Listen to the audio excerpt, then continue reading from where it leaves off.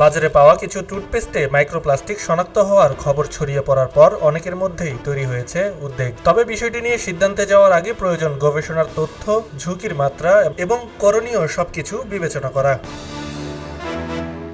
Environment and social development অর্গানাইজেশনের এক গবেষণায় দেশের বাজারে থাকা 34টি টুথপেস্টের নমুনা পরীক্ষা করা হয়। গবেষণায় 19টি ব্র্যান্ডের পণ্য অন্তর্ভুক্ত ছিল, যেগুলো বাংলাদেশ, ভারত, থাইল্যান্ড ও ভিয়েতনামে উৎপাদিত। পরীক্ষায় 26টি নমুনায় মাইক্রোপ্লাস্টিক কণা শনাক্ত হয়। গবেষণার তথ্য অনুযায়ী প্রতি 100 গ্রাম টুথপেস্টে মাইক্রোপ্লাস্টিকের পরিমাণ ছিল 20 থেকে 320টি কণা পর্যন্ত।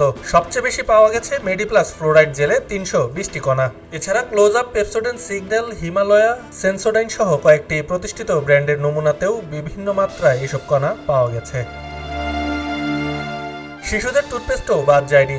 পরীক্ষিত 6টি টুথপেস্টের মধ্যে 4টিতে প্রতি 100 গ্রামে 20 থেকে 140টি পর্যন্ত মাইক্রোপ্লাস্টিক পাওয়া গেছে। তবে গবেষণায় এমন 8টি টুথপেস্টও ছিল যেখানে শনাক্তযোগ্য মাত্রায় মাইক্রোপ্লাস্টিক পাওয়া যায়নি। এর মধ্যে রয়েছে Parodontax expert gum care, Zen fresh, Sensodyne fresh gel, Colgate Max Fresh, close up red hot zing fresh technology, Kodomo orange এবং প্যারাশুট জাস্ট ফর বেবি।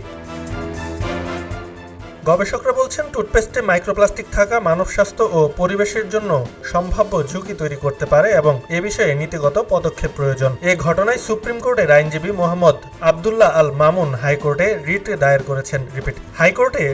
করেছেন। রিটে স্বাস্থ্য, পরিবেশ ও বাণিজ্য মন্ত্রণালয়ের সচিব, বিএসটিআই এবং ভোক্তা অধিকার সংরক্ষণ অধিদপ্তরকে বাদী করা হয়েছে। তিনি টুথপেস্টে মাইক্রোপ্লাস্টিকের বিষয়টি তদন্ত ও প্রয়োজনীয় ব্যবস্থা নেওয়ার আবেদন জানিয়েছেন। আব্দুল্লাহ আল বাকি, খবরের কাগজ।